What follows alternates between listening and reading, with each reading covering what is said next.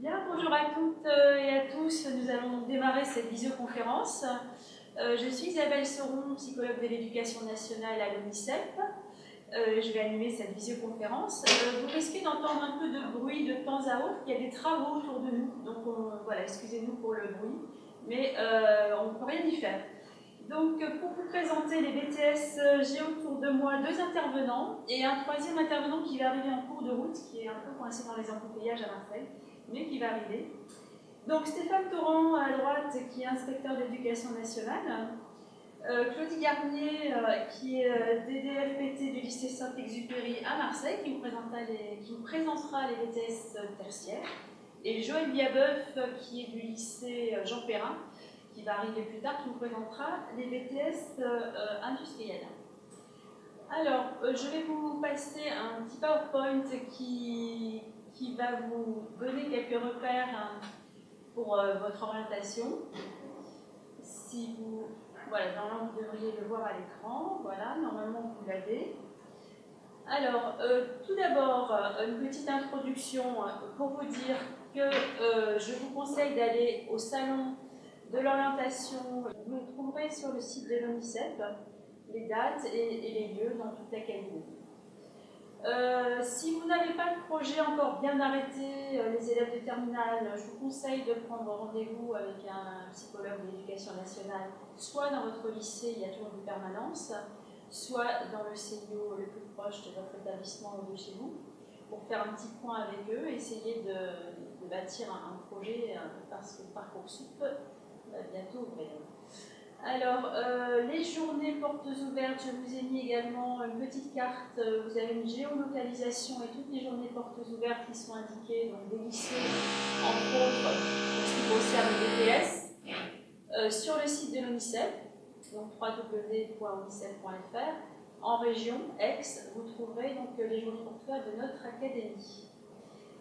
Également les guides de l'ONICEP, notamment entrée dans le SUP après le baccalauréat qui vous sera distribué après les vacances de Noël, donc à partir du 7 janvier, chaque élève de terminale aura son guide. Vous aurez un supplément qui concerne les bacs pro, donc tous ceux qui sont dans les lycées pro, qui sont en terminale pro, vous aurez un supplément spécifique qui vous parle plus précisément des BTS. C'est pas interdit pour les autres de le regarder également, mais enfin il est distribué dans les lycées professionnels, il est peut-être aussi dans les CDI, dans les lycées généraux. Un site terminal 2018-2019 et le site Mon orientation en ligne, où là vous avez un chat, vous pouvez poser des questions par chat, donc vous répondez par chat, toutes les questions sur n'importe quel domaine. Alors je vous montre comment ça se présente le site terminal 2018-2019. Voilà, donc vous voyez, vous pouvez aller explorer ce site, je vous invite à aller le faire. Vous avez des informations sur les formations, sur les métiers, des vidéos, des petits quiz, des tas de choses utiles pour vous cette année.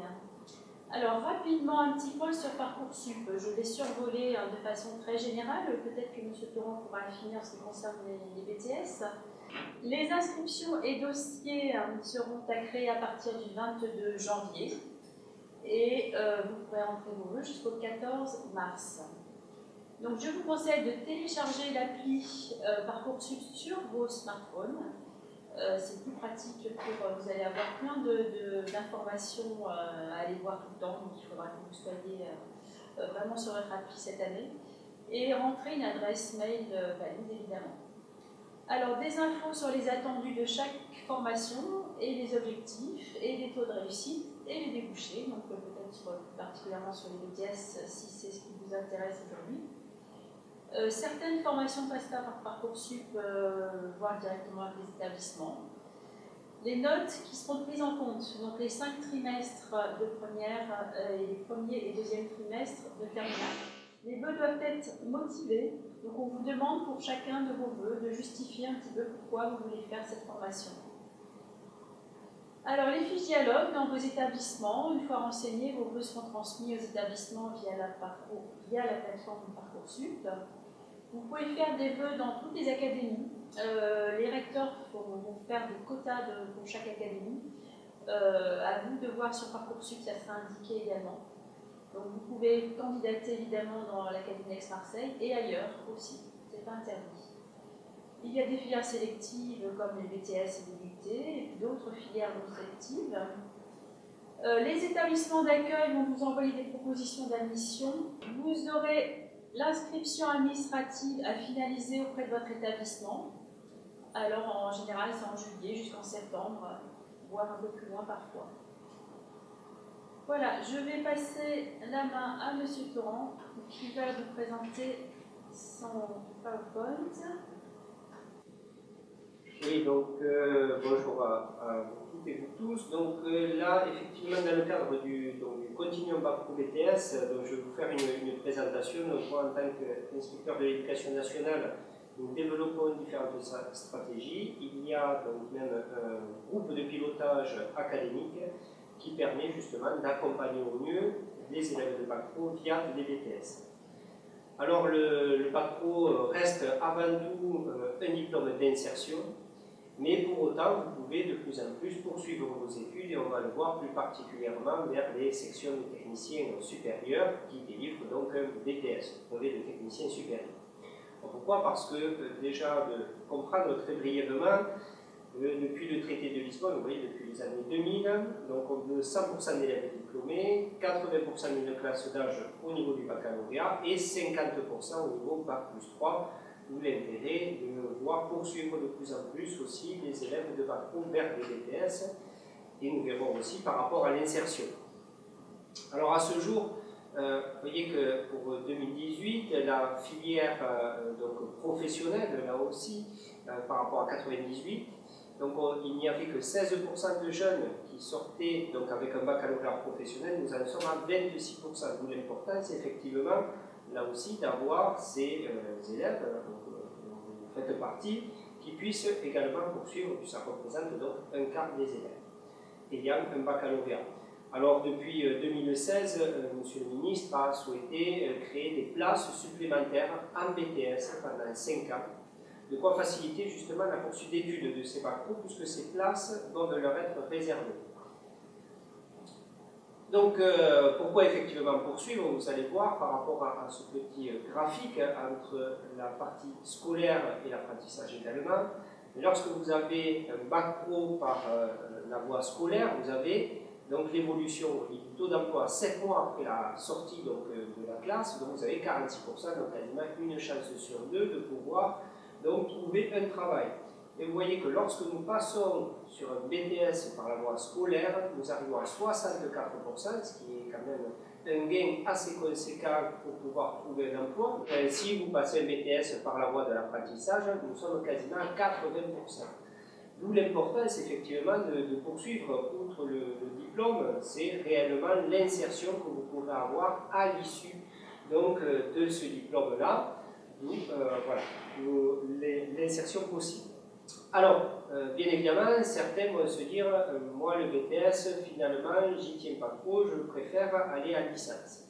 Et donc là, nous souhaitons réellement vous mettre en garde, c'est la diapositive suivante. Alors, ça lire tout le graphique peut-être, mais vous voyez, donc c'est l'évolution de la réussite en 3 ans, 4 et 5 ans en licence professionnelle, enfin en licence, pardon, pas professionnelle, mais en licence toutes confondues, des élèves issus de Bac Pro. Pourquoi? Parce que en bas à droite, ce que vous voyez dans le petit carré, j'espère que vous arrivez à lire, mais je vais vous le dire, sur les Bac Pro à l'issue de la 3e année, donc on se rend compte qu'il y en a 82,5% qui démissionnent. Donc là, vous vous rendez compte que sur le nombre conséquent, donc 17% qui poursuivent, seulement 3% réussissent, donc 82% démissionnent. Donc c'est effectivement pas du tout une voie qui vous est recommandée. Vous pouvez bien évidemment le mettre parmi vos vœux, mais pour autant, c'est, vous voyez, très très difficile pour un élève de Bac Pro d'arriver à réussir et à obtenir et décrocher donc une licence à l'issue d'un baccalauréat professionnel. Donc il y a une élévation des élèves qui poursuivent de Bac Pro vers les STS, qui représente donc 34% maintenant. Donc Pour autant, et c'est le graphique de droite, vous voyez qu'il y en a quand même, donc sur les bacs professionnels, nous sommes à 62% de réussite par rapport à un bac technologique qui lui est à 78%. Pourquoi ceci s'explique? En fait, de par le fait déjà là aussi qu'il y a quasiment 30% donc qui démissionnent dans les STS, on a quand même, vous voyez, un taux de réussite qui est moindre, mais bien au-delà, bien évidemment, de ce que vous avez pu voir en licence. Alors pourquoi ça s'explique en ce sens-là? C'est que bien souvent vous arrivez à avoir et à obtenir le baccalauréat professionnel en fournissant un travail, je dirais, dans lequel donc vous n'êtes pas au maximum de votre potentiel et vous pensez poursuivre en BTS avec le même rythme de travail, ce qui n'est pas du tout les attendus d'un niveau de brevet de technicien supérieur. Donc tous les élèves qui poursuivent en BTS ont tout à fait la possibilité de réussir et d'avoir des résultats aussi bons qu'un baccalauréat technologique à minima. Pour autant, ça nécessite de bien prendre conscience qu'il faut effectivement et qu'il va vous falloir travailler beaucoup plus que ce que vous faites à l'heure actuelle. Et ça se travaille dès maintenant, puisque la vie va être prise en compte pour votre poursuite donc, en BTS et de façon à pouvoir être pris. Donc, meilleur sera votre avis, plus vous aurez de chances effectivement de pouvoir rentrer en BTS et de partir avec les meilleures bases pour pouvoir réussir. Alors, vous voyez que le discours que je tiens est extrait quand même de la loi depuis juillet 2013. Donc, il est fait priorité aux STS pour les bacs pro et aux IUT pour les bacs technologiques. Nous avons dans l'académie donc créé des seuils à minima que l'on appelle, vous les retrouverez sûrement dans le supplément bac pro, mais il y a effectivement là aussi les filières qui vous sont indiquées, qui sont celles qui sont les meilleures, je dirais, les plus recommandées en fonction du bac pro que vous avez passé pour rentrer et pour aller donc vers les meilleurs BTS. Donc, au-delà de tout ça, il y a quand même un travail conséquent qui est fait par l'Académie, où nous avons signé des conventions entre des lycées et des lycées professionnels pour vous accompagner au mieux. Sur les tableaux de correspondance que vous trouverez, peut-être pas c'est pas tout à fait disposé de la même façon, mais c'est la même chose, où il est indiqué, en fonction du bac professionnel, quel est le BTS qui vous correspond le plus. Donc, je vous invite très fortement à regarder le supplément Bac Pro BTS de l'ONICEP.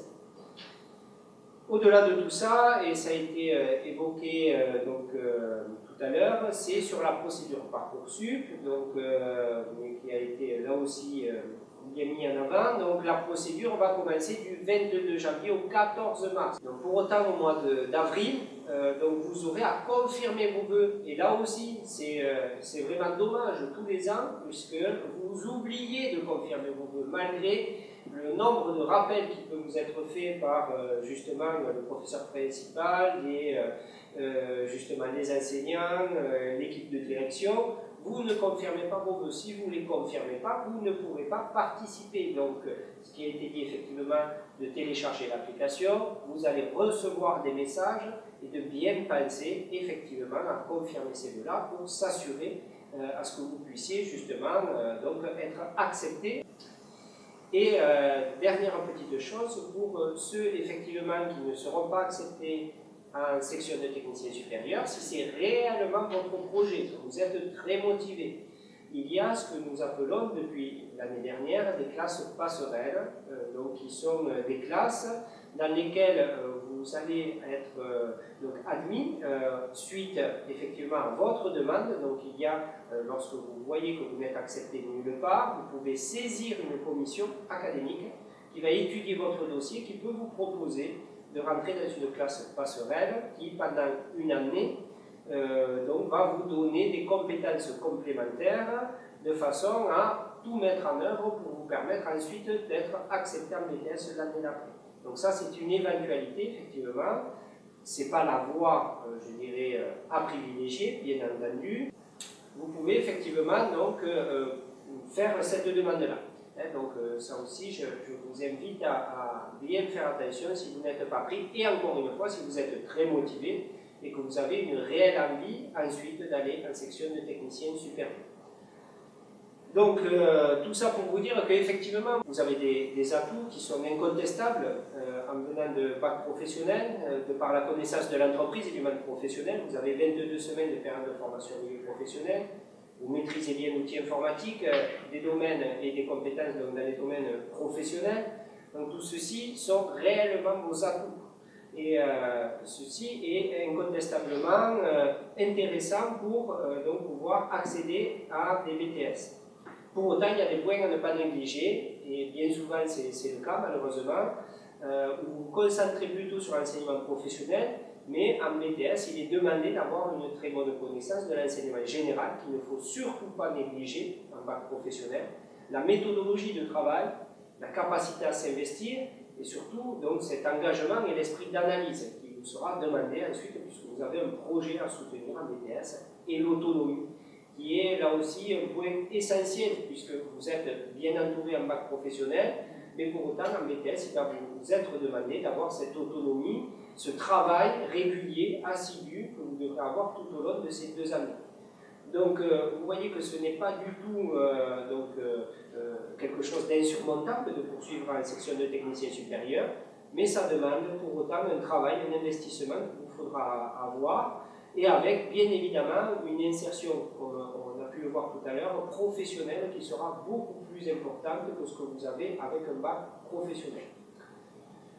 Donc voilà un petit peu sur ce que vous pouvez vous dire sur les BTS. Ensuite, il y aura des questions par la suite. Et je vais donc laisser la parole à la collègue qui va vous présenter donc, des filières également. Voilà. Alors Claudie Garnier, on va vous écouter pour les BTS tertiaires, allez-y.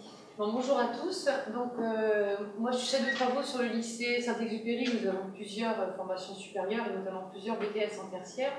Donc, je rejoins ce que disait M. Torrent concernant les élèves issus de Bac Pro. L'écueil principal qu'ils rencontrent, c'est la non-habitude au travail personnel et à l'autonomie. Donc, il faut vraiment travailler déjà dès maintenant et savoir qu'il faudra développer cet aspect-là de votre travail. Au niveau des sélections d'entrée au BTS, on a de nouveaux intervenants qui arrivent en même temps. Au niveau des sélections d'entrée en BTS, vous pouvez regarder sur Parcoursup, vous avez accès aux attendus que l'on met en place pour que vous puissiez comprendre pourquoi vous êtes susceptible d'être accepté ou d'être refusé. Et je tiens à vous signaler d'entrée de jeu à tous que les problèmes d'absentéisme ou de comportement en classe sont rédhibitoires pour l'accès au BTS, puisque vous êtes amené à travailler en groupe, en autonomie. Donc on ne peut pas se permettre sur des classes de 35 étudiants d'avoir des étudiants qui viennent qu'un cours sur 2 ou qui sont perturbateurs. Donc il faut vraiment savoir qu'à un moment, coup près tombe, et c'est à l'entrée à l'enseignement supérieur que ça se passe généralement. Alors sur la présentation des diapositives, je vais vous présenter quelques BTS tertiaires, parce que je ne les connais pas non plus tous. Vous avez un petit pourcentage entre parenthèses qui correspond au seuil d'acceptation d'élèves issus de Bac Pro, dont vous a parlé M. Torrent. Alors, le BTS comptabilité-gestion, c'est pour ceux qui veulent continuer plutôt sur les métiers de la comptabilité. Il y a un seuil de 25% d'acceptation d'élèves issus de Bac Pro GA principalement, puisque le Bac Pro comptable n'existe plus. Donc, il faut quand même avoir des aptitudes en mathématiques et maîtriser l'outil informatique.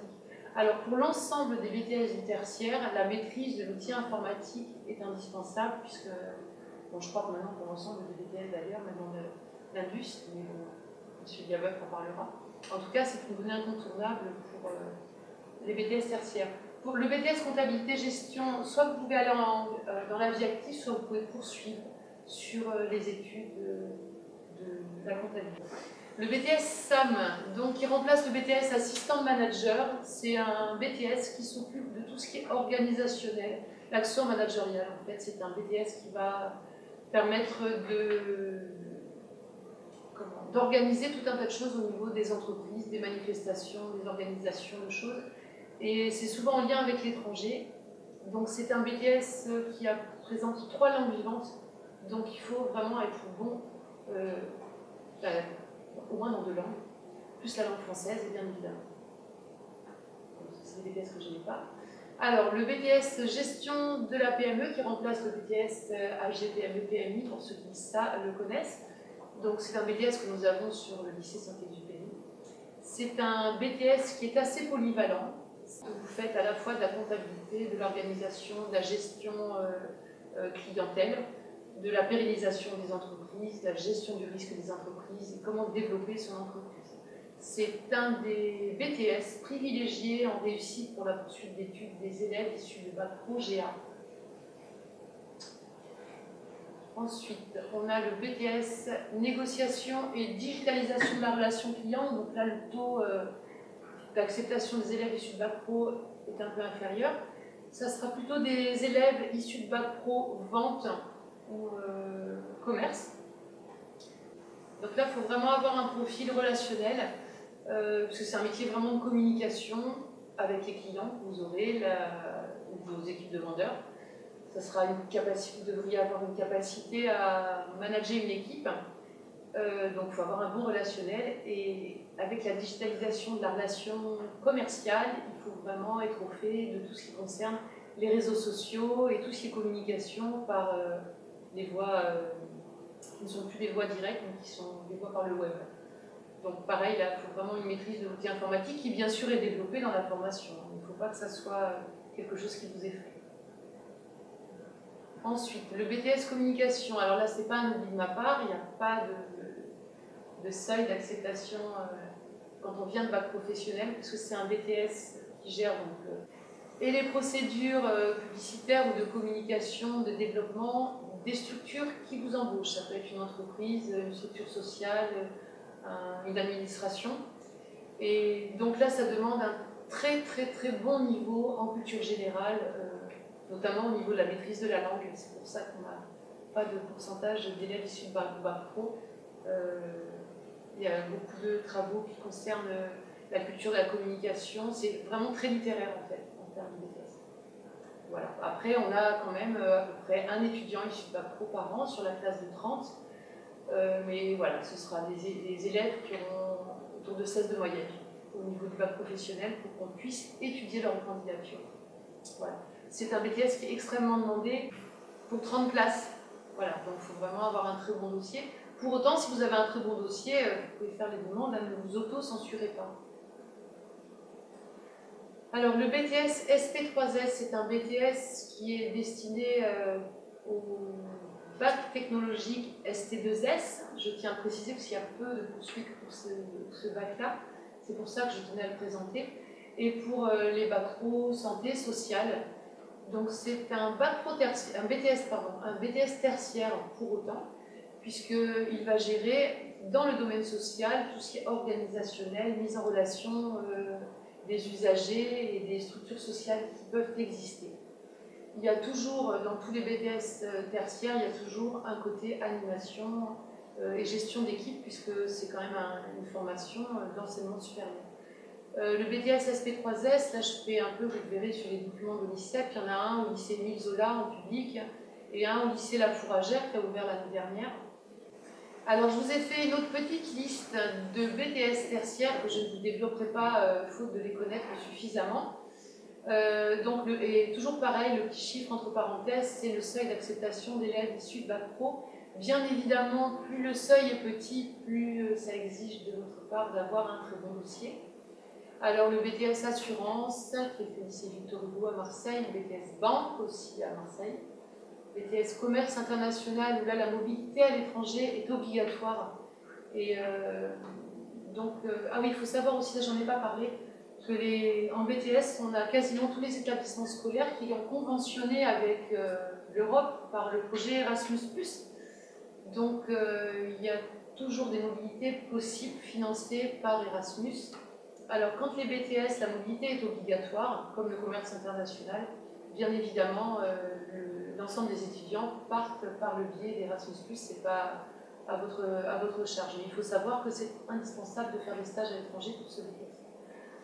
Ensuite, vous avez le management des unités commerciales, donc ça c'est tout ce qui concerne le travail en grande distribution. BTS notariat, qui a lieu également au lycée Victor Hugo. Professions immobilières, tout ce qui est gestion des professions immobilières et notamment travailler en agence immobilière. Technico-commercial, le BTS tourisme qui est aussi un BTS très demandé comme le BTS communication. BTS transport et logistique, là je ne le maîtrise pas du tout, donc je vous laisserai le soin d'aller vous renseigner sur l'OLICEP. Et le BTS conseiller en économie sociale et familiale, qui est aussi un BTS comme le BTS SP3S, qui s'adresse aux élèves issus de bac ST2S principalement et d'élèves issus de bac pro santé sociale. Voilà, je répondrai après à vos questions. Oui, alors vous avez terminé? Oui. Alors on va passer au BTS industriel. On va faire une petite manipulation pour pouvoir vous passer les PowerPoint. En attendant, on a des élèves qui sont arrivés également. Vous êtes issus de quel bac tous les deux? Alors moi je viens de bac pro technicien d'usinage. J'étais à Savon-Provence. D'accord. Et puis pour la poursuite de mes études, je suis allé en BTS CPRP. Alors pour traduire, oui. Conception de processus de réalisation de produits.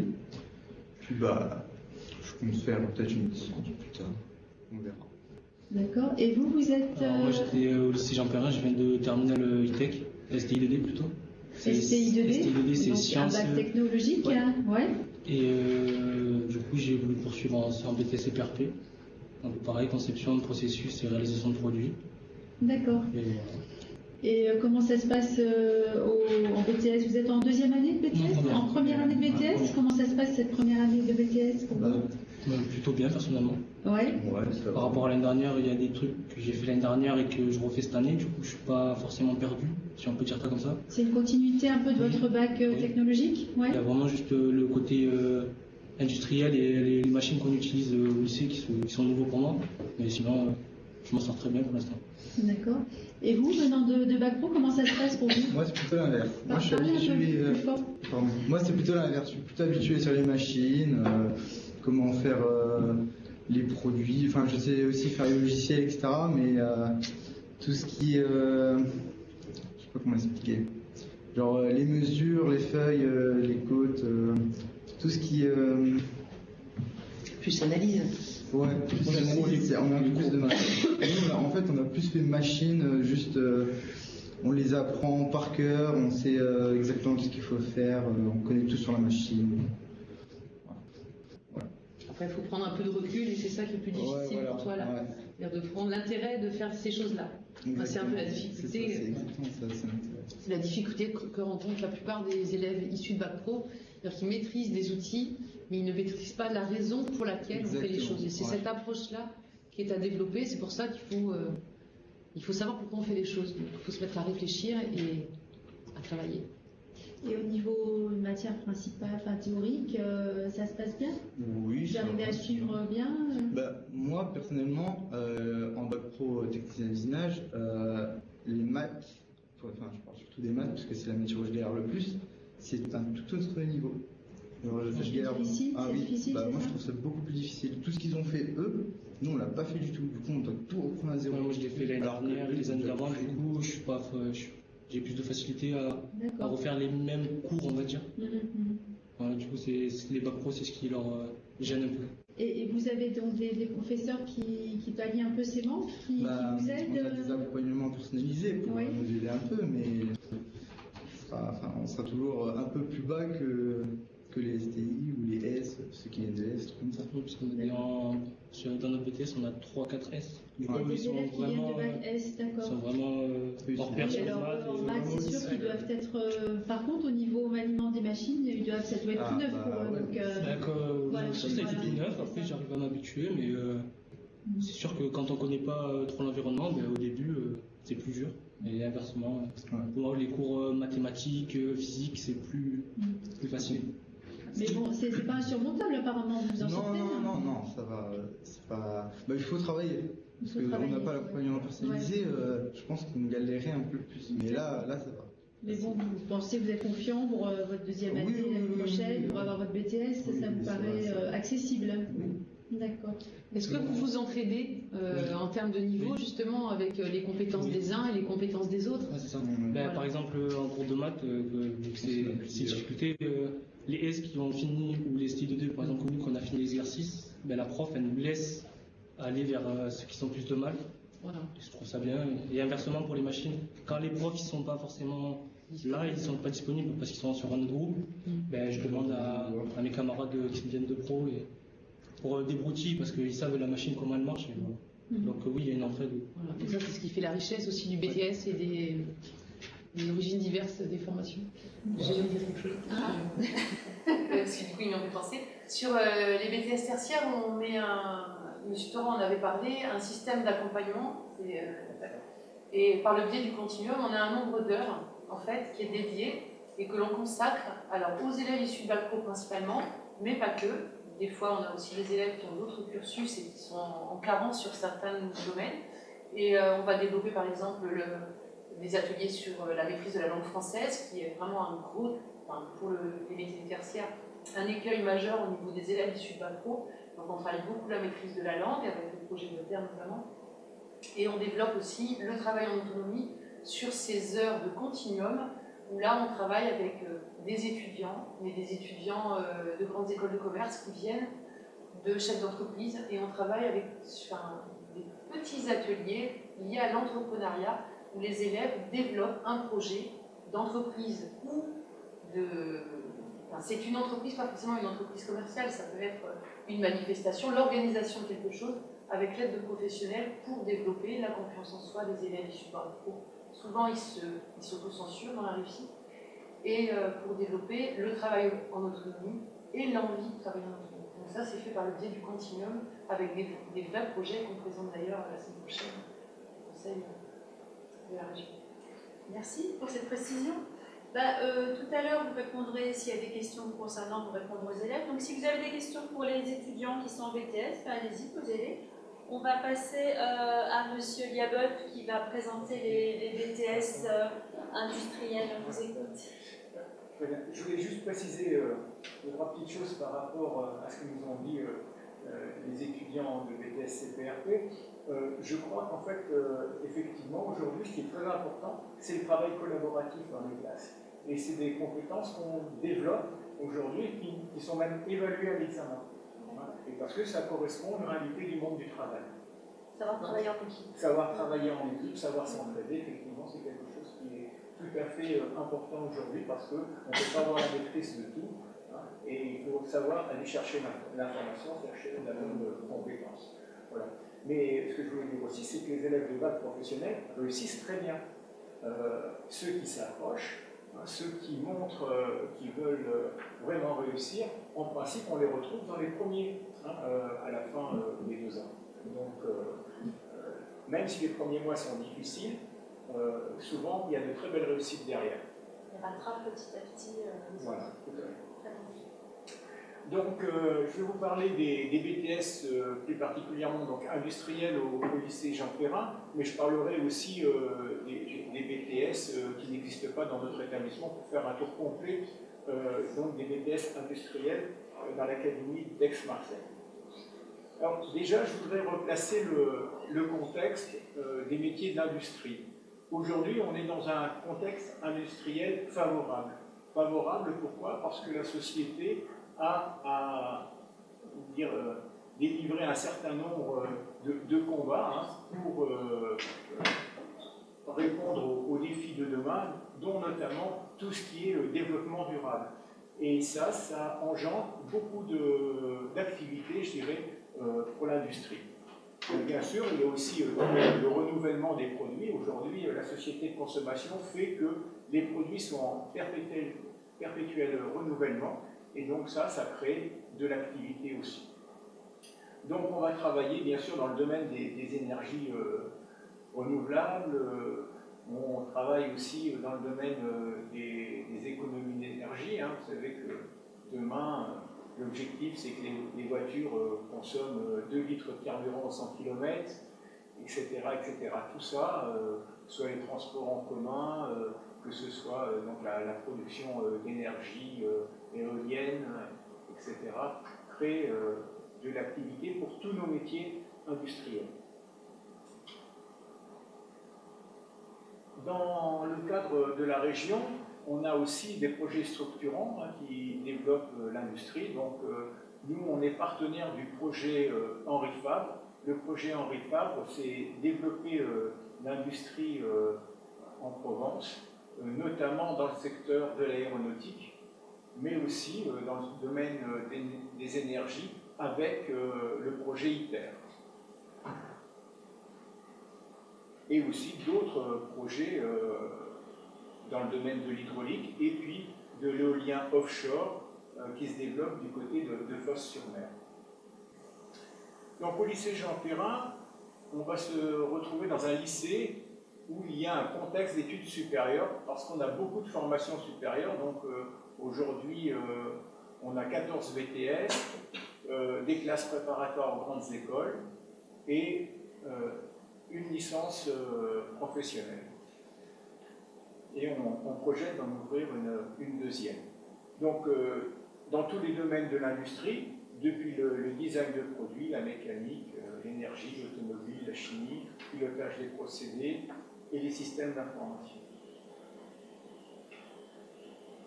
Donc, parmi ces 14 BTS, on va trouver 10 BTS du domaine industriel, un BTS du domaine tertiaire, qui est encore un petit peu spécifique puisqu'il c'est le BTS technico-commercial, donc il est à cheval entre le tertiaire et l'industrie. Un BTS du domaine art appliqué, design de produits. Là, je vous donnerai quelques explications parce qu'on a eu des évolutions en toute dernière minute de vendredi, donc voilà, dès que la donne a changé. Et deux BTS dans le domaine de la chimie, donc un BTS purement chimie et un BTS dans le domaine des procédés de la chimie. Parmi ces BTS, aujourd'hui 3 sont accessibles en alternance, donc électrotechnique, maintenance des véhicules et tout dernièrement le BTS conception de produits industriels. Et lui est accessible en apprentissage.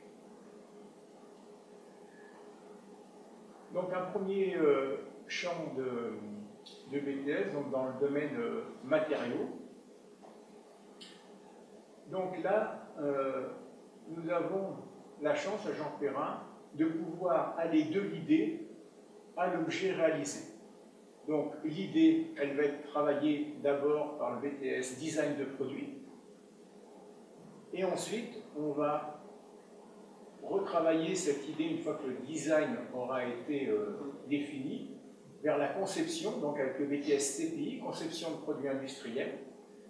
Ensuite, nous allons fabriquer cet objet, donc en premier lieu avec le BTS conception de procédés et réalisation de produits, mais aussi avec le BTS europlastique et composite, ou avec le BTS conception et réalisation en chaudronnerie industrielle. Donc là, nous avons moyen de fabriquer tous les objets, quelle que soit leur matière. On peut fabriquer des objets en matière plastique, en tôle, c'est le BTS chaudronnerie, ou en usinant du métal, c'est le BTS conception, procédé et réalisation de produits. À l'intérieur de deux BTS, nous avons des options. Donc le BTS conception de procédés et réalisation de produits a une option production en série et une option production unitaire. Donc la production en série, ça correspond aux usines, on va dire, du domaine de l'automobile, de l'aéronautique, qui fabriquent les pièces en grande série. Et puis, l'option production unitaire, là, ça correspond aux gens qui fabriquent les outillages. Donc, les outillages de plasturgie, les outillages de découpe, d'emboutissage, aussi pour l'industrie, mais où on travaille donc d'une façon tout à fait différente. Le BTS europlastique et composite, lui, il a une option conception d'outillage. Donc là, on va dire que c'est un BTS qui est en fait très proche du BTS conception de produits industriels, mais qui est spécialisé sur les outillages. Donc ces outillages pour la plasturgie ou pour le travail de la tôle, donc en emboutissage, en nuance. Et puis, on a donc l'autre option, pilotage et optimisation des procédés, qui donc là est plus le métier qui s'occupe du réglage des machines pour optimiser la production en plasturgie, que ce soit par injection de plastique ou par travail donc, des composants. Donc, quelques images. Donc, le design de produit, celui qui dessine, hein, donc là il y a bien sûr des compétences graphiques hein, et beaucoup de créativité qui sont demandées dans ce BTS. Le BTS CPI, qui lui aussi va devoir faire preuve de créativité, mais dans le domaine plus technologique, hein, en trouvant les bonnes solutions techniques pour faire un produit performant. Le BTS, donc conception de processus et réalisation de produits, qui lui va fabriquer des pièces métalliques, donc soit en série, soit en outillage. Le BTS EPC qui va travailler les matières plastiques. Et donc, là, on arrive au produit fini, un nouveau produit fini innovant, hein, un nouveau véhicule. Voilà. Deuxième champ, les BTS du domaine énergie et information. Donc là, nous avons le BTS électrotechnique. Donc, électrotechnique, on va dire que c'est un BTS qui travaille sur le domaine de l'énergie, dans le domaine des courants forts.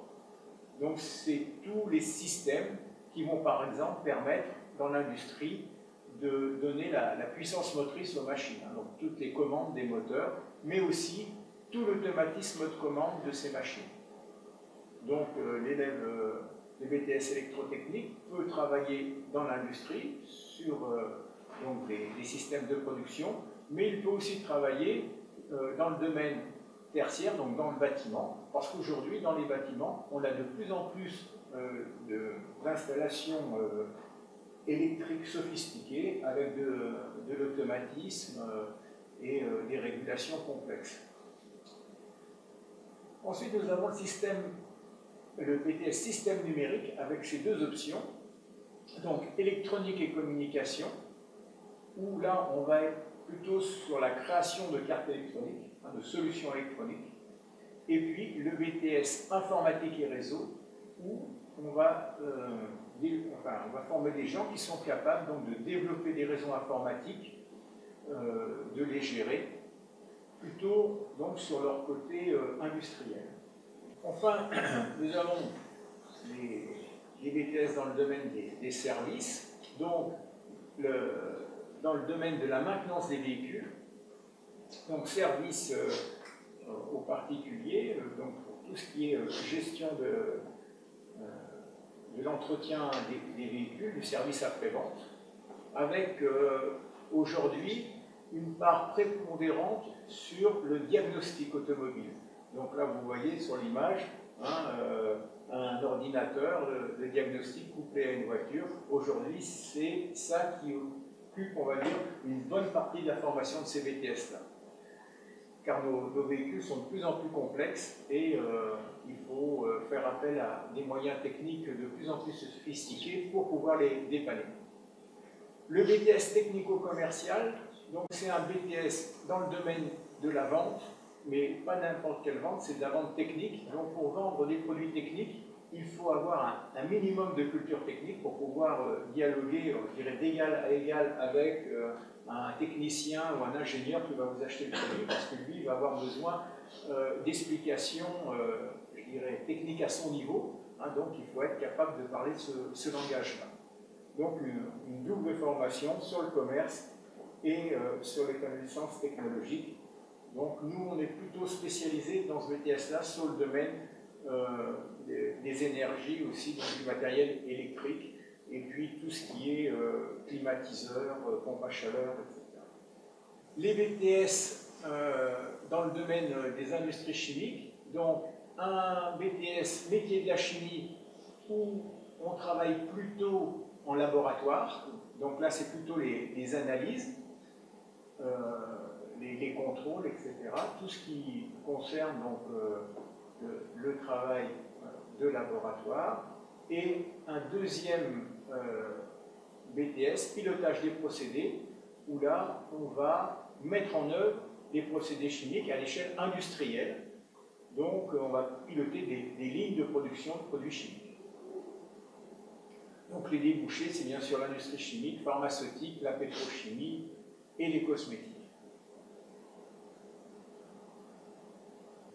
Donc technicien supérieur, c'est de réelles opportunités professionnelles, donc dans un contexte industriel régional favorable, donc dans le domaine de l'aéronautique, les composites, la plasturgie, la chaudronnerie, la mécanique, la chimie. Toutes ces industries sont présentes dans la région et offrent des débouchés. Vous pouvez voir toutes les offres d'emploi dans ces domaines-là sur notre Internet.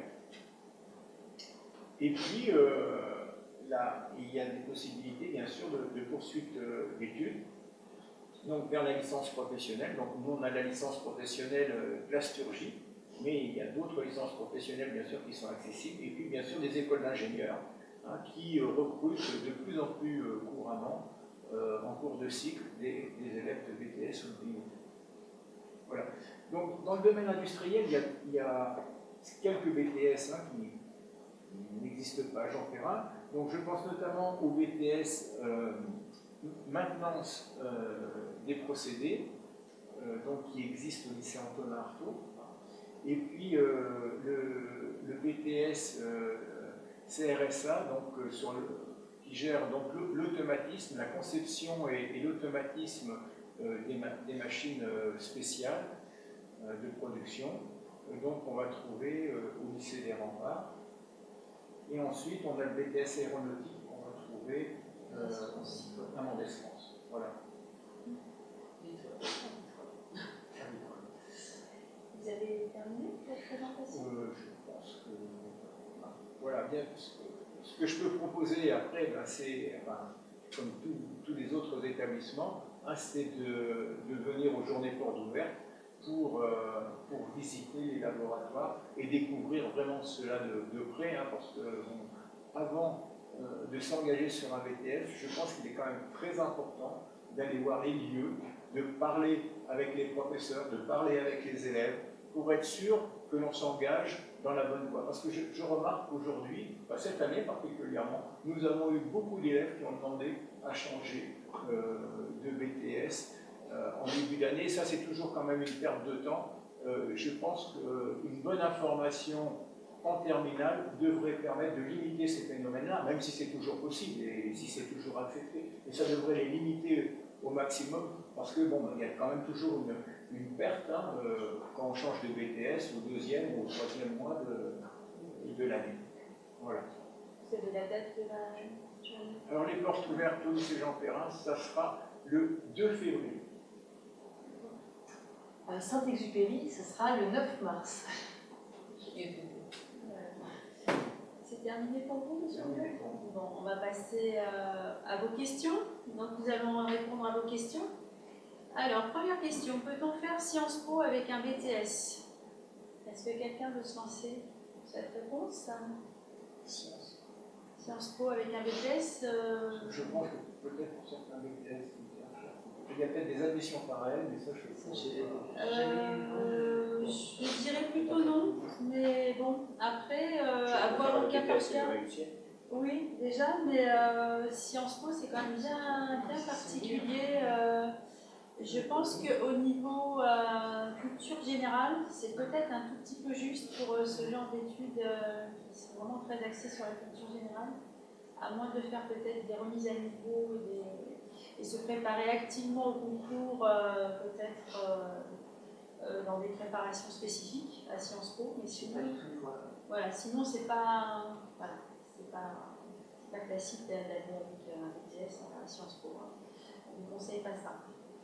Peut-on devenir auto-entrepreneur et développer son entreprise en faisant un BTS profession immobilière? Et même chose pour NDRC.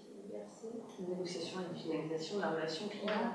Alors on peut toujours développer son entreprise, mais pas en sortant du BTS, parce qu'il va falloir d'abord travailler avec quelqu'un. Si vous voulez faire BTS profession immobilière, vous allez d'abord travailler en agence immobilière, une petite structure, voire parce qu'il y a des ficelles que vous ne verrez pas, par exemple tout ce qui concerne la comptabilité, mais ça vous pouvez le développer dans une pépinière de jeunes entreprises.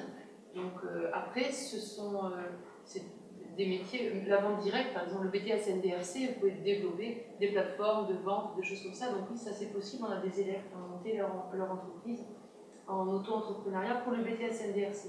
Profession immobilière, je ne l'ai pas dans mon établissement, donc je n'ai pas d'historique concernant les élèves, mais je connais quelqu'un qui l'a fait et qui a monté sa boîte. Mais elle avait 40 ans quand elle avait son BTS, donc elle avait des expériences professionnelles qui lui ont permis de le faire. Donc en sortant juste avec le BTS, je pense que c'est pas facile quand même. Il faut quand même se donner un petit peu le temps d'apprendre sur le terrain. Alors, il y a plusieurs questions sur les classes passerelles. Peut-être, M. Thomas, Oui. vous allez pouvoir nous répondre. Comment se fait la sélection des élèves en passerelle? Et j'ai vu tout à l'heure, l'année de classe passerelle est-elle considérée comme une année blanche? Et les classes passerelles sont-elles prioritaires sur Parcoursup? Il y a 3 questions pour les classes passerelles. Donc, en ce qui concerne les classes passerelles, déjà, comme j'ai pu le dire, voilà, ça ne doit pas en être la priorité. Ça ne se demande pas à partir des Parcoursup, elles n'apparaissent pas. Donc, ça se fait, déjà, il y a obligation de demander donc, des vœux en BTS, et c'est lorsque vous n'êtes pas pris à l'issue de la procédure Parcoursup que vous allez pouvoir demander, donc c'est à vous de faire la demande, auprès, donc, mais ça vous serez aiguillé par l'établissement, auprès, donc c'est une commission, donc ça s'appelle AKS, donc une commission académique, qui va se réunir et qui étudie tous les dossiers les uns après les autres de tous les élèves qui ont fait la demande pour essayer de leur proposer une classe passerelle. Alors comment se fait ensuite l'admission en classe passerelle? L'étude de ce dossier prend en compte l'avis du conseil de classe pour la poursuite d'études, dans lequel il faudra avoir bien évidemment un avis favorable. Pour quelqu'un qui n'a pas d'avis favorable, bien évidemment, ses chances sont compromises pour même être admise donc, dans la classe passerelle. La classe passerelle ensuite n'est pas ce qu'on peut appeler une année blanche, puisque l'objectif est de développer justement pour quelqu'un qui était très motivé, qui n'a pas pu aller donc, et être pris donc, en BTS, de pouvoir avoir, mais qui était encore un peu fragile, de pouvoir poursuivre dans cette classe-là, qu'on lui développe donc, des compétences pour qu'il puisse ensuite être admis en BTS. L'admission en BTS, là, nous avons 2 élèves pour l'instant pour lesquels c'est le cas, peuvent en cours d'année, en fonction de leur niveau, si on voit qu'il leur manquait quelques compétences et des places vacantes, donc il y a des places des fois qui se libèrent dans les BTS, et donc on peut effectivement, en cours d'année, lui proposer de rentrer dans le BTS qu'il avait donc choisi au départ pour lequel il n'était pas pris. Mais ça va dépendre aussi de l'avis donc des enseignants qui donc, sont au sein de la classe passerelle.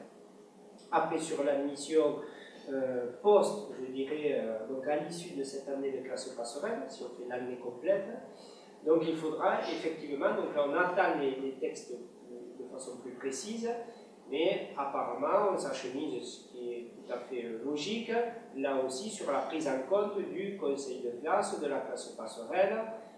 Bien évidemment, si vous ne venez pas à la classe passerelle, si vous n'êtes donc pas assidu, si vous ne vous investissez pas, s'il n'y a aucune compétence qui soit développée, vous n'aurez pas d'avis favorable et ce n'est pas pour autant donc, que vous pourrez accéder à un BTS, ce qui est logique. Donc ce n'est pas une année intermédiaire où à l'issue de cette année, automatiquement, on va vous prendre. Donc il faudra là aussi s'investir, s'engager, il y a des projets qui sont mis en place, des démarches pédagogiques innovantes. Donc à l'issue de l'année, s'il y a donc un avis favorable, donc apparemment les textes, encore une fois, ils ne sont pas parus, vous pourrez sûrement donc avoir un accès prioritaire vers les STS. Mais encore une fois, il faut, pour résumer, demander à aller en BTS sur les vœux Parcoursup. Si vous ne le faites pas, vous ne pourrez pas de toute façon accéder à une classe passerelle. Ce n'est pas à l'issue qu'on dit finalement je me suis posé la question et donc j'aurais souhaité y aller et je n'ai pas fait de vœux. Donc si vous ne faites pas de vœux en BTS, ça ne fonctionnera pas. Donc, il faut faire des vœux en BTS. Vous n'êtes pas pris sur aucun de vos vœux de BTS. Vous pouvez saisir une commission qui étudiera votre dossier. Et en fonction de la commission, elle pourra vous proposer d'être admis en classe passerelle et il faudra ensuite que vous acceptiez donc, cette proposition si vous le souhaitez. Alors, quels sont les critères pour entrer en BTS Commerce International et quels sont les établissements qui le proposent? Vous pourriez répondre? Alors, le commerce, pour les BTS, c'est toujours pareil. Hein, assiduité, autonomie, pas de problème de comportement. Et pour le commerce international, il faut avoir un très bon niveau, vraiment aux étrangers. Alors, je ne sais pas, le lycée Montesquieu, c'est un lycée général ou c'est un lycée C'est professionnel. Professionnel, donc alors en venant d'un lycée professionnel, il faut vraiment avoir de très très bonnes notes en langue vivante. Et en culture générale, enfin en français. Et donc c'est le lycée de Luynes à Duby, le lycée Duby à Luynes, je vais mettre ça dans l'ordre, qui propose ce BTS commerce international et Marseille. Et il y en a un autre sur Marseille. Marseille Vert, non? Bah là, vous tapez. Vous cherchez sur le lycée, mais enfin Duby à Luynes, ça c'est sûr. Autre chose sur le BTS commerce international, non? Il y a, oui, alors on nous dit que les seuils sont un peu décourageants. Qu'est-ce que vous pouvez... Non, les seuils, si vous voulez, ils ont été fixés, c'est vrai, en fonction de chaque académie, mais l'objectif est au contraire de ne pas je dirais, mettre et permettre à trop d'élèves de bac pro de pouvoir poursuivre s'ils sont en position d'échec. Donc tout a été bien regardé, c'est-à-dire en fonction du nombre de BTS, du taux de pression, c'est-à-dire du nombre de jeunes qui veulent y aller, des attendus du BTS, de la difficulté liée au BTS. C'est pour ça qu'on retrouve des seuils qui sont plus ou moins importants. Et encore une fois, ces seuils sont des seuils à minima, c'est-à-dire que rien n'empêche un établissement par la suite de prendre au-delà du seuil fixé. Mais pour autant, on met des seuils de façon à s'assurer que le nombre d'élèves issus de bac pro soit dans les meilleures conditions pour réussir. Donc au contraire, ces seuils-là ne sont pas du tout décourageants, ils sont là au contraire pour permettre au maximum d'élèves qui poursuivent issus de bac pro de pouvoir réussir. Je peux compléter aussi.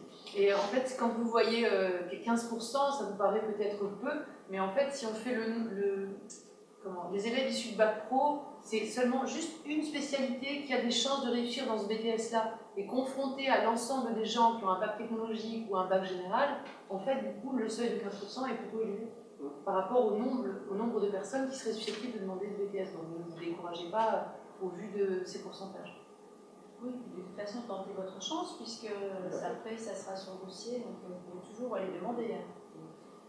Pouvez-vous parler du BTS environnement nucléaire? Je peux en parler parce que je connais bien, mais donc il n'existe pas dans l'académie. Le plus proche, ça doit être Bagnols-sur-Cèze ou Montélimar. Bon, sinon, vous pouvez aller aussi dans mon ancien lycée, au lycée du Creuson, en Saône-et-Loire, vous trouverez le BTS environnement nucléaire. Voilà, donc c'est un BTS qui est très porteur d'emploi. Par contre, c'est un métier particulier parce que, comme son nom l'indique, il est destiné à travailler en milieu ionisant, hein, c'est-à-dire avec des risques particuliers. Donc, c'est un type d'emploi tout à fait particulier, très réglementé, qui demande une formation très pointue pour justement éviter tous les risques, et c'est une bonne part de la formation. Sinon, je dirais qu'il se rapproche du BTS maintenance des équipements industriels, des équipements, sur le plan de la technicité. Voilà, donc en fait, il s'agit pour le plus gros du travail d'effectuer des maintenances en milieu nucléaire, donc avec toutes les procédures qui s'y rattachent. Voilà. Ce qu'il faut savoir, c'est que c'est un BTS aussi où on acquiert des certifications qui sont très valorisées sur le marché de l'emploi pendant la formation. Mais ces formations sont rédhibitoires, c'est-à-dire que si on n'arrive pas à les valider pendant son BTS, on ne peut pas avoir son BTS. Et il y a une autre condition qui est très importante par rapport à ce BTS-là, c'est qu'il faut absolument avoir un casier judiciaire vierge. Pourquoi? Parce que pour entrer dans une centrale nucléaire, à un certain moment, il va y avoir une enquête sur la personne pour élaborer ce qu'on appelle un carnet FIDA, qui permet donc l'accès en centrale nucléaire. Et s'il y a le moindre problème sur le casier judiciaire, ce carnet FIDA n'est pas accordé, donc en fait, la personne ne pourra jamais travailler en centrale nucléaire. Et quand je dis le moindre problème, ça peut être une simple bagarre. Voilà, ça suffit pour ne pas avoir accès en centrale nucléaire. Alors, les titulaires d'un BTS SPS, SP3S, travaille après dans quelle structure? Et deuxième question corollaire, BTS SP3S peut-il encore poursuivre ses études? Alors, pour ce qui est le BTS SP3S va travailler en structure sociale, les CECAMS, les maisons de retraite, les maisons de l'adolescent, toutes les maisons associatives qui sont en lien avec les individus pour faire du social. Après, la deuxième question, enfin la deuxième... Poursuivre ses études après un BTS. Alors en fait, j'ai une réponse de l'équipe qui enseigne cette matière. Alors en général, oui. En licence professionnelle, alors il y a plusieurs licences professionnelles. Licence professionnelle intervention sociale, licence professionnelle gestion des établissements sociaux, coordination gérontologique, ressources humaines, donc licence pro ressources humaines, et qualité. Alors je ne sais pas dans quelle mesure la licence pro qualité. Toutes les licences générales et qui concernent les sciences sanitaires et sociales. Donc en fait, a priori, il y a du choix et en petite annotation rajoutée, beaucoup d'étudiants poursuivent. Parce qu'en fait, il y a peu de BTS SP3S, c'est très demandé, donc sur le nombre d'étudiants qui sont titulaires du BTS, les chances sont ouvertes pour eux de poursuivre en licence professionnelle. La licence professionnelle, c'est quand même la voie royale après un BTS pour ceux qui veulent poursuivre des études, notamment des BTS tertiaires. Alors, en quoi consiste le BTS notariat et pourquoi les bacs pro n'y ont pas accès? Un BTS notariat, je sais où il est, mais je ne connais pas le contenu de sa formation. Alors, pourquoi les bacs pro n'ont pas accès? Je pense que c'est parce qu'ils peuvent poursuivre déjà après. C'est comme, j'imagine que c'est comme les BTS communication là, que je connais très bien. C'est-à-dire quand il n'y a pas de seuil d'accès au bac pro, c'est qu'il n'y a aucun bac pro qui prédispose la réussite des élèves dans le type de formation qui est développé. Voilà. Alors voilà, donc tout ce qui est du droit, apprendre par cœur, travailler dans les livres toute la journée, c'est pas le profil habituel des élèves qui sont en formation de bac professionnel.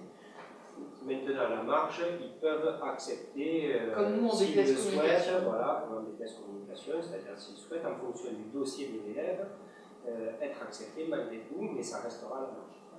Ça sera des seuils d'acceptation, nous quand on les prend, c'est ça, c'est 16 de moyenne sur l'ensemble des matières, donc c'est élèves qui auraient pu réussir un bac général. Et quels sont les critères? Il y avait quelque chose sur le BTS notariat? Non, c'était pourquoi est-ce qu'ils ne peuvent pas y accéder, puis à quoi ça consistait. Donc voilà, c'est du droit, et c'est pour être assistant de notaire en fait, clerc de notaire. Donc c'est aussi des métiers qui sont vraiment en lien avec la maîtrise extrême de la langue française. On ne peut pas avoir des comptes rendus notariés avec des fautes d'orthographe, des choses comme ça. Donc c'est pour ça que ça s'adressera plutôt à des élèves issus de bacs généraux qui ont une appétence évidente sur une matière de l'enseignement général. Peut-on faire un DUT GE2I ou TR avec un bac pro SEN?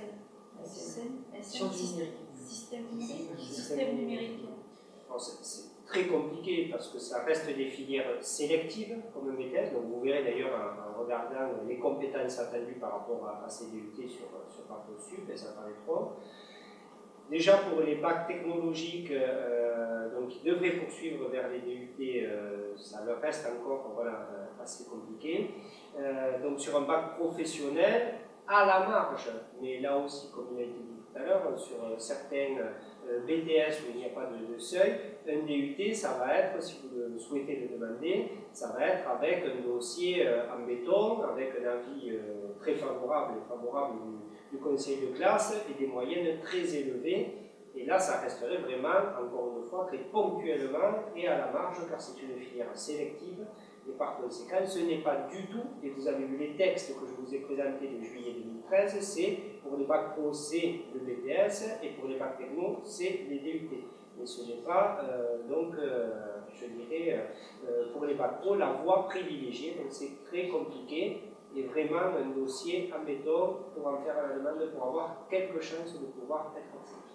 par contre, avec un bac pro système numérique, on peut faire un BTS. Un BTS, système numérique. Voilà, deux options que j'ai citées tout à l'heure. Voilà. Électronique et communication, ou informatique et réseau. Donc on vous conseille plutôt ce BTS-là et peut-être une licence pro par la suite. Voilà, oui, c'est des voies de réussite plutôt que d'être en échec. Le DUT, pour avoir fait une visioconférence la semaine dernière sur les DUT, il y a quoi, 1% de bac pro en DUT à peu près, donc c'est vraiment pas la voie privilégiée, comme on vous l'a dit. Alors, quelle licence ou quel master peut-on faire afin de pouvoir créer son entreprise par la suite en NDRC?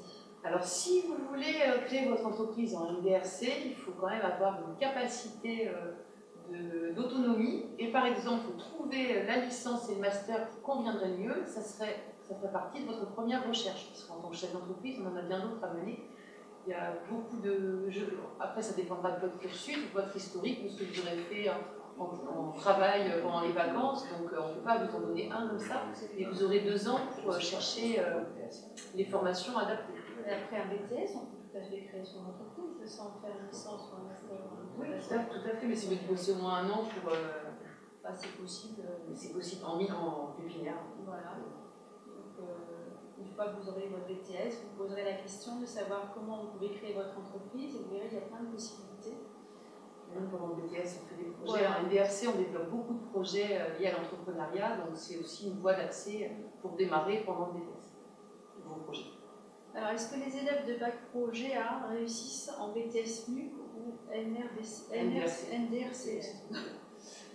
Alors, il y a peu pour le BTS MUC, je ne sais pas quels sont leurs viviers de recrutement, je ne sais pas si vous savez, Pour le BTS NDRC, on recrute très peu de bac pro GA, mais on en recrute pour autant quelques-uns. Mais comme ce n'est pas le vivier de prédilection, on va recruter des bac pro GA qui sont performants et qui sont très motivés. Donc, c'est des gamins qui réussissent. Alors, après, c'est beaucoup lié à la motivation dont vous faites preuve. Et c'est pas tout. Et je veux mon BTS. C'est vraiment se mettre à travailler. Vous êtes d'accord, Jeanne? Alors, si une question, si on fait un bac L, puis une licence espagnole, et qu'on veut changer pour faire un BTS, est-ce qu'on peut s'inscrire quand même en BTS? Alors on passe, il n'y a pas de souci, on passe par Parcoursup, c'est toujours pareil, il faut passer. Alors surtout, ça c'est le problème qu'on a, je ne sais pas si tu as ça en Indus, j'ai beaucoup d'étudiants qui viennent nous voir en disant oui, mais j'ai pas fait Parcoursup puisque j'étais déjà en enseignement supérieur. En fait, tant que vous avez une demande à faire sur l'enseignement supérieur, vous devez passer par Parcoursup. Donc vous faites la demande au même titre qu'un étudiant qui sera en terminale cette année. Et on étudie le dossier. En revanche, il y a l'orientation au premier groupe d'un semestre aussi à la fac, on peut rejoindre la BTS aussi par ce biais-là. Donc n'hésitez pas au cours du premier trimestre, même si les BTS travaillent en semestre, mais nous on les prend jusqu'aux vacances de Noël et après ils ne peuvent pas rattraper, c'est trop difficile.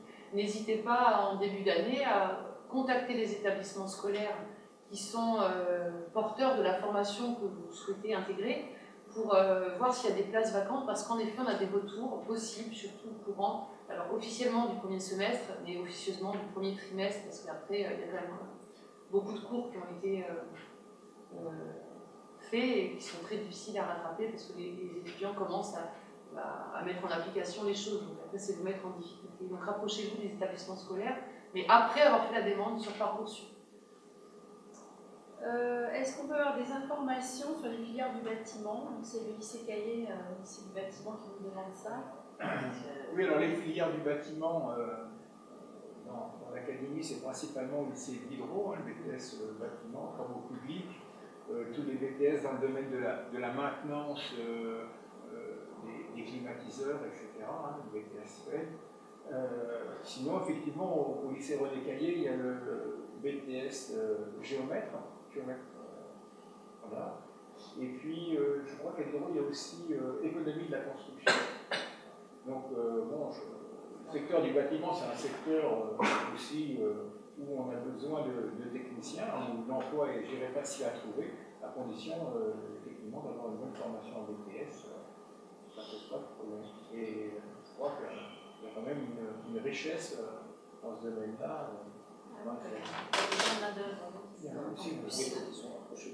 Oui, c'est voilà. d'hydro et pour géomètre René Caillé. René Caillé, puisque ce sont des élèves de René Caillé qui posent la question, ils ont un BTS sur place. Ils ont un BTS sur place. Géomètre topographe. Alors, dans quelle matière faut-il avoir un bon niveau pour une élève de une ou un élève de terminale L pour rentrer en BTS communication?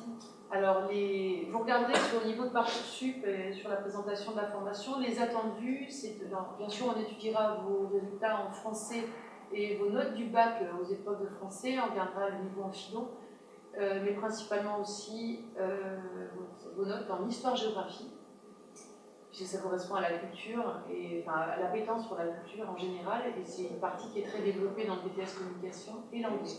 Donc en résumé, le français, l'histoire-géo et l'anglais. Ce sont les trois matières majeures qui sont regardées au niveau de dossier Parcoursup. Et on regarde très attentivement, parce que comme je vous l'ai dit, cette année on a eu 1800 demandes pour 30 places, donc on regarde très attentivement les lettres de motivation que vous mettez sur Parcoursup. Bon ça, je vais peut-être faire un petit aparté pour ça. Les copier-coller d'Internet, on les connaît par cœur, on les voit 200 fois. Donc ça, c'est des lettres de motivation qui n'apportent rien du tout pour vous, parce qu'on va vous passer un peu derrière, puisqu'on se dit que vous n'êtes pas vraiment motivé. Donc pour le BTS communication, le fait que vous ayez bien regardé le référentiel du BTS, que vous ayez compris à quoi destine cette formation, si ces éléments-là, on les retrouve dans la lettre de motivation, ça va vous faire gagner des places au niveau du classement sur Parcoursup. Donc voilà, pour tous les BTS qui sont très sélectifs, regardez vraiment les référentiels du diplôme, lisez-le et construisez votre lettre de motivation à partir de cette lecture pour que nous on comprenne que vous savez ce que vous demandez. Et que c'est pas, oui, ouais, communication, c'est un terme, ça me plaît bien, moi j'aime bien communiquer, c'est pas du tout ça. Donc voilà. Je pense que c'est pareil pour toi. Alors, quels sont les critères pour entrer en BTS CPRP quand on vient d'un bac pro microtechnique? BTS CPRP, donc... c'est celui pour les jeunes. Voilà, vous avez un exemple d'un jeune donc, qui vient du lycée de Salon, alors qui n'était pas en microtechnique, mais qui était en technicien d'usinage. Mais bon, c'est deux filières qui sont très proches, donc il n'y a pas de problème. Donc le microtechnique, disons qu'au niveau du BTS CPRP, le choix de la spécialité, donc qui va se faire en fin d'année de première, naturellement il ira peut-être vers la production unitaire, parce qu'en microtechnique vous êtes plus proche de ce mode de production-là et de ce type de produit-là. Mais donc au niveau des critères de choix, bon, c'est des résultats acceptables bien sûr dans les matières générales, et puis surtout une envie, une motivation qui doit ressortir dans la lettre de motivation pour tous ces métiers de la mécanique et de l'usinage. Mais on est heureux d'accueillir les BTS microtechniques. Et avec un avis, encore une fois, favorable du conseil de classe qui sera effectivement pris en compte pour cette poursuite d'études. Alors, est-ce qu'on peut donner des infos sur le BTS transport et logistique? Est-ce que quelqu'un peut en parler? Pas du tout. On n'a pas de spécialiste ici de transport et logistique. Je connais un tout petit peu ce BTS-là. Donc c'est un BTS qui est beaucoup en fait sur l'organisation aujourd'hui. L'organisation des flux de marchandises. Voilà, tout ce qui est, c'est la gestion du fret en fait. C'est la gestion du fret. Donc, comment faire déplacer le moins possible les camions pour faire des livraisons, comment les charger au mieux, etc. Tout ça afin de maintenir les coûts de transport le plus bas possible. On a la CGM ici, qui est une grosse entreprise à Marseille qui gère ça, les flux. Et il y a beaucoup d'embauches dans le transport et la logistique. Donc, c'est une voie intéressante. Donc je parle du camion, mais c'est vrai que c'est aussi vrai dans le maritime. Oui, la CMA, une formation en apprentissage. Il y a plusieurs. Il y a des débouchés sur ces formations-là. Alors, est-il possible de faire un mini-stage en BTS quand on est élève de bac pro? Il y a des organisations de mini-stage? Bien sûr. Alors, par le biais des continuums et des partenariats qu'on entretient entre les lycées porteurs des BTS et les lycées pro qui nous alimentent, donc on a des conventions.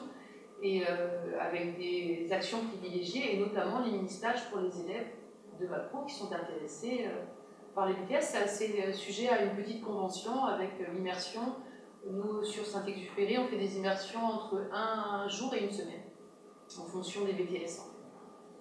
Après, je sais pas. C'est pareil. Voilà. C'est le même système. Alors, quels sont les critères d'admission en BTS gestion PME? Alors, les critères d'admission, je réitère, pas d'absentéisme, pas de problème de comportement en classe.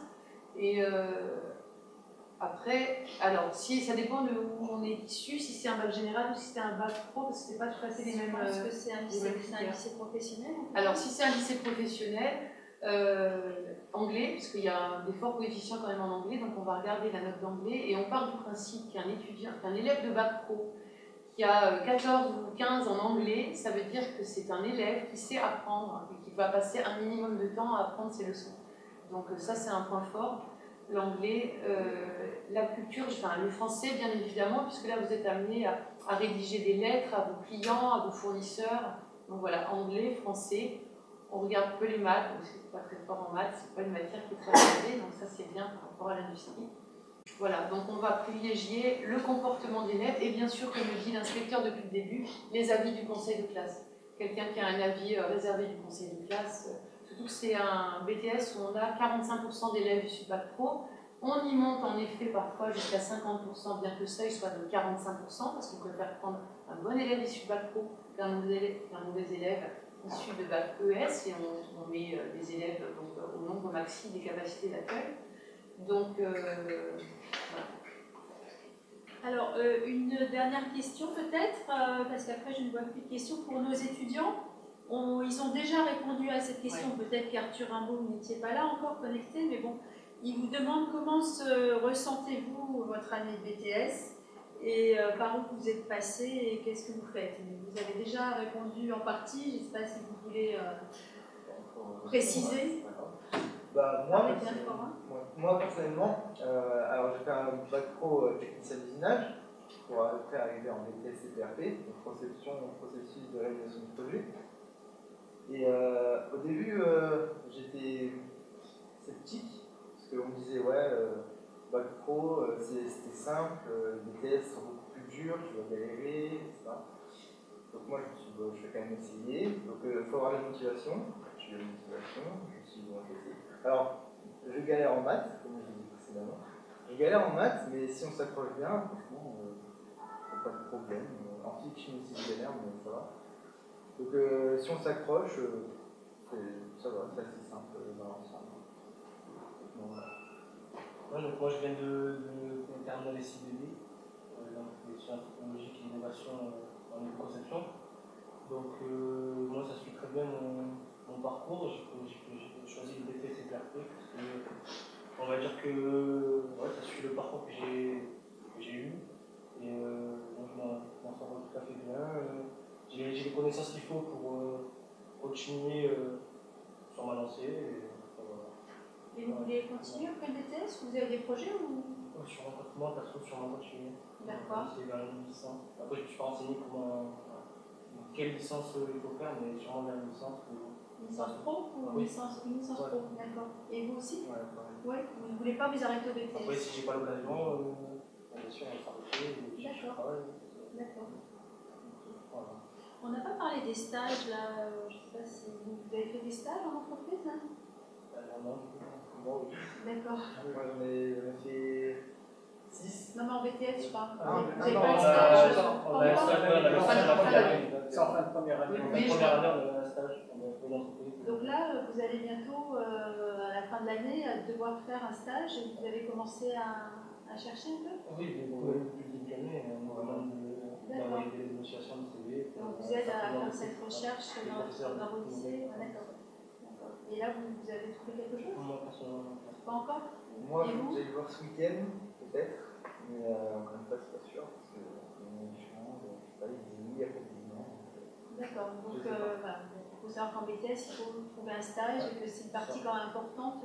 Bah, si on ne fait pas de stage, on n'a pas notre BTS. Voilà. On passe pas en deuxième année, pour le coup. On est quand même obligé d'avoir un stage.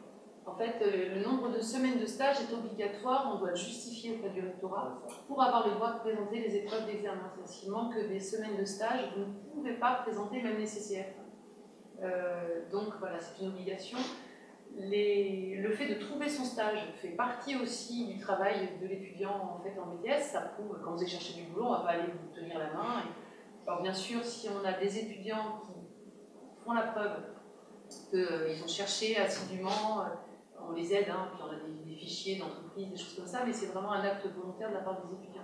D'où ce qu'on disait tout à l'heure, le travail en autonomie, l'implication, voilà, ça ne tombe pas du ciel comme ça. Mais voilà, enfin, j'imagine chez vous c'est pareil, vous avez des viviers, enfin, des appels d'entreprise, etc. Mais on ne les donne pas en première intention, c'est-à-dire qu'on les donne pour développer notre vivier, on les laisse d'abord partir à la recherche tout seul. Après, dans un second temps, on donne les viviers d'entreprise.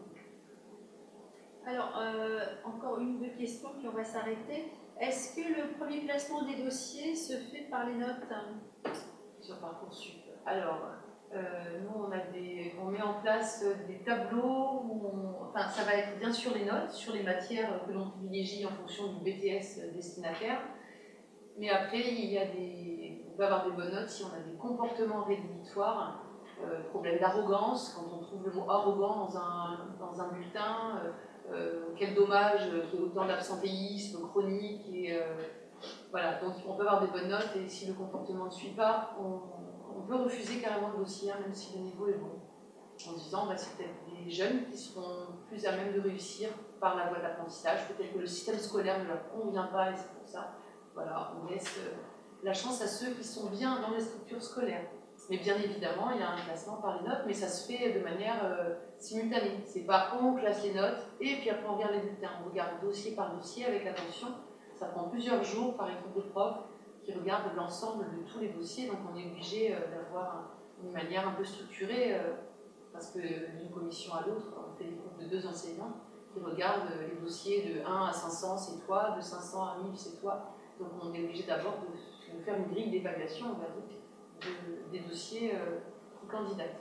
Les grilles d'évaluation ne sont pas les mêmes des élèves issus de bac pro que des élèves issus de bac généraux, puisque un 14 en anglais en bac pro vaut un 10 en bac ES en anglais, par exemple. Donc on n'a pas les mêmes seuils d'exigence en fonction des filières. Quelqu'un qui a fait une licence, je pense à la personne qui m'a dit tout à l'heure qu'elle faisait une licence de langues étrangères ou d'espagnol, les résultats en licence, voilà, on ne va pas exiger le même niveau, la même note que quelqu'un qui vient d'un bac professionnel.